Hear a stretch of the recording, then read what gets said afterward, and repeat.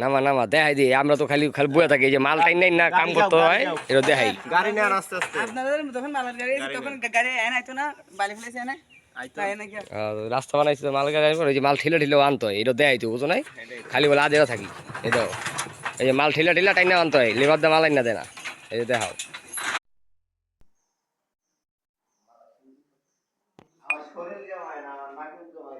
Fitting করি আর দেখাই।